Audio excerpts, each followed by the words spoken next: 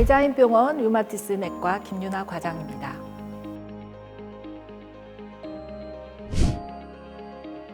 통풍이란 한자 그대로 아플통, 바람풍, 바람만 불어도 아프다 이렇게 해서 지어진 이름입니다.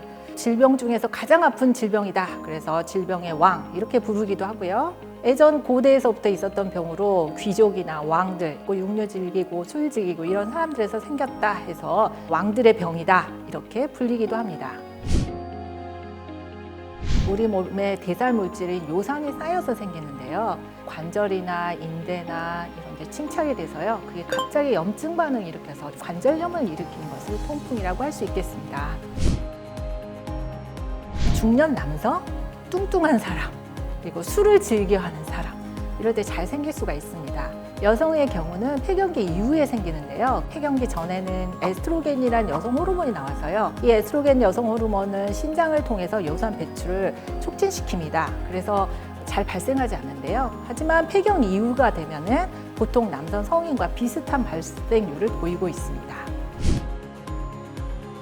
엄지발가락, 뿌리 부분, 그 부분이 갑자기 붓고 아프고 어떻게 손도 댈 수도 없고 이런 증상이 나타납니다. 엄지발가락 외에도 발등이라든지 발목, 발뒤꿈치, 또한 무릎, 또 더 심해지면 손목, 팔꿈치 이런 관절에도 나타날 수가 있습니다.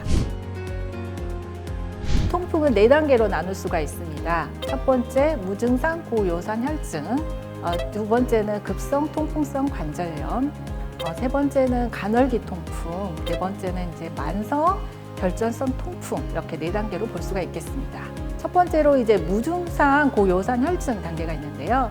체내에서 이제 요산이 높은 단계가 유지되는 관계입니다. 이 단계에서는 대개는 이제 5년에서 한 10년 정도 이제 시간이 지나면요. 2단계로 넘어갈 수가 있겠습니다. 두 번째 단계인 급성 통풍성 관절염은요. 갑자기 엄지발가락이 붓고 아프고 발을 질질 끌고 이런 통증성 관절염 상태가 되는데요. 그 다음 팔자까지 간헐기가 있는데요. 그것을 간헐적 통풍이라고 합니다.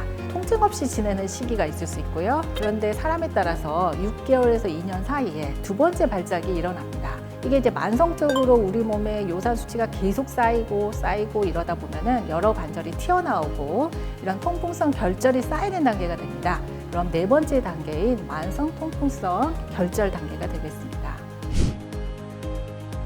통풍 처음 진단받고 치료하지 않고 10년에서 20년 정도의 시간이 흐르면요.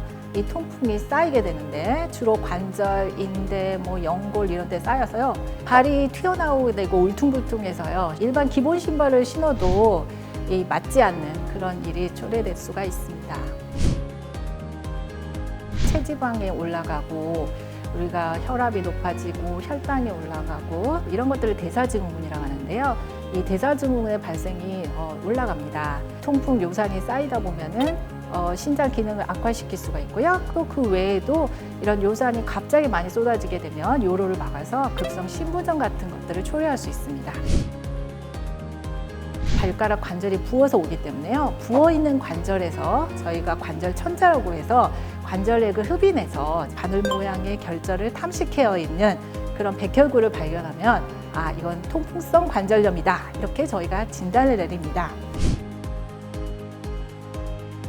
요산 수치가 꼭 높을 때만 통풍이 생기는 게 아니라 요산 수치가 변화가 있을 때 통풍이 잘 생깁니다. 오랫동안 금식을 했다거나 장시간 수술을 했다거나 그러면 이제 요산 수치가 떨어지겠죠. 이럴 때도 요산 수치가 변화 때문에 이 통풍 발작이 일어날 수 있고요. 정말 관절에 이 요산 결정이 있는지 이렇게 현미경으로 확인하는 것이 중요하겠습니다. 약에 의해서도 요산 수치를 올릴 수 있는데요. 그 대표적인 약이 이뇨제를 들 수가 있겠습니다. 고혈압이 있다거나 심장이 안 좋거나 신장이 안 좋으면 이뇨제를 쓰게 되는데요. 이 이뇨제는 소변에서 요산 배출을 억제합니다. 그래서 우리 몸에 이제 요산 수치를 높여서 통풍 발작의 원인이 되고 있고요. 두 번째로 이제 면역 억제제 사이클로스포린도 마찬가지로 요산 수치를 억제할 수가 있겠습니다.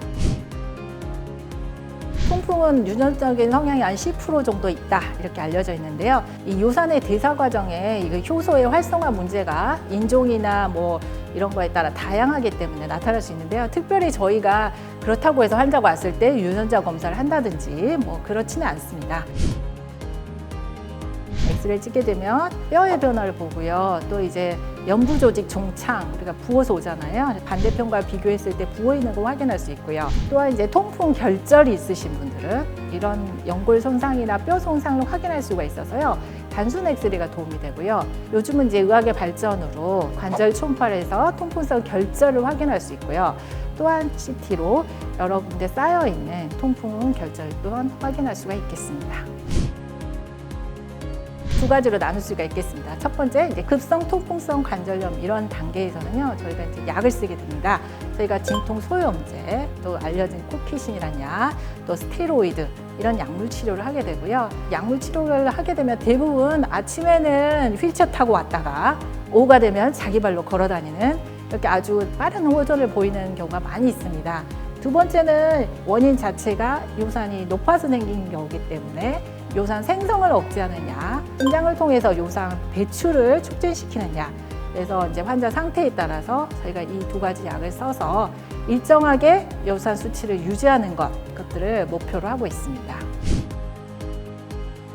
되게 사람들이 급성에는 너무 심하니까 와서 얼른 치료하고 싶고 좋아지고 나면 언제 끊이려시피 치료 안 하는 경향이 있습니다. 급성 통풍성 관절염에서 간헐기 시작을 지나서 만성 통풍성 결절 이렇게 이제 시간이 흐르면서 더 심해지잖아요. 이건 요산이 몸에서 계속 쌓여서 생기기 때문입니다. 그래서 만약에 요산을 조절하지 않으면 처음에는 뭐 6개월에서 2년 사이에 생기지만은 그 다음 단계는 6개월 이내 생기고 간격이 점점 짧아지고 신장의 이상도 초래할 수 있고 심혈관계 부작용도 생길 수 있고 이런 단계이기 때문에요. 급성만 치료하지 마시고 평상시에 요산 수치를 조절하는 치료를 계속 하시는 것이 중요하겠습니다. 무증상 고요산 혈증 환자가 평생 지났는데 통풍이 안 생길 가능성도 있습니다. 증상이 없는 경우에 치료해야 되냐 이렇게 물어보신다면 일단 답은 NO, 아니다 이렇게 말할 수 있고요. 하지만 동반 질환을 생각해 볼 수 있겠습니다. 환자 뭐 신장이 많이 나쁘다든지 동반된 심혈관 질환이 심하다든지 환자마다 관리를 해서요. 우리 요산 치료제가 필요한지 이렇게 결정을 내리게 됩니다. 급성 이런 통풍 발작이 2번 이상 있을 때, 이 통풍에 의해서 만성 통풍성 결절이 있을 때, 방사선, 엑스레이를 찍었는데 골 미란이나 골에 이런 이상 반응이 있을 때, 요로결석이 있을 때 이런 경우에 해야 됩니다. 처음 발작이 있을 때는 저희가 이제 생활 습관을 개선해야 됩니다. 이렇게 말씀드립니다. 그렇다면 비만한 사람은 살을 빼야 되겠죠. 술은 저희가 요산 수치를 올리기 때문에요. 과음을 삼가시라 이렇게 말씀드리고요. 적절한 운동, 우리가 이제 기본 생활 수칙을 지켜야 되겠죠. 좋은 음식은 유가공, 뭐 치즈나 우유, 뭐 이런 것들은 좀 예방 효과가 있다고 알려져 있고요. 해조류, 뭐 미역김, 다시마 이런 것들도 낮춘다고 알려져 있습니다.